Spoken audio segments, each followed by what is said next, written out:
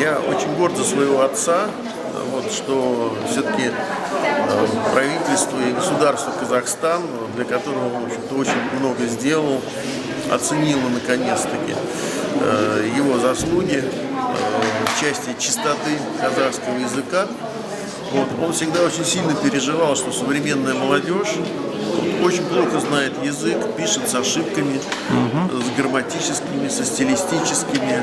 Очень много с этим боролся, но вот наконец-то его оценили. И название этой медали, в общем-то, ну вот мне сказали, что оно трудно переводится на русский язык. Ну, надо у папы спросить, наверное, он все-таки лучше всех переведет. Да. Лучше вряд ли кто-то это сделает.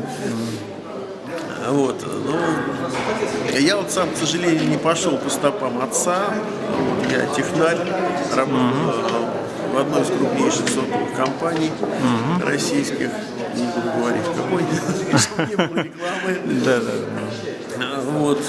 А так, в общем, вот, отец этим занимается всегда, всю жизнь занимался. Вот, он много языков, так сказать, несколько языков просто поднял, можно сказать, из небытия. В частности, это вот украинский язык, он написал грамматику украинского языка. Вот.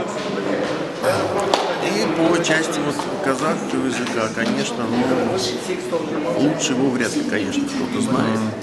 Еще рядом с вами сидела девушка, она внучка или дочка? Она внучка Кинизбая Мусаевича. Да, это дочка старшего сына, да? Да, это дочка старшего сына. Вот, к сожалению, вот брата как ее зовут? Потеряли. Зовут ее Женя. Вот, сейчас у нее маленький ребенок. Вот, поэтому... Она в какой сфере трудится? Она тоже в сфере коммуникации. Она работает в компании Яндекс. Жаль, что она ушла, я не смог поговорить с ней. К сожалению, да. Да, к сожалению, ничего. Спасибо большое. Пожалуйста.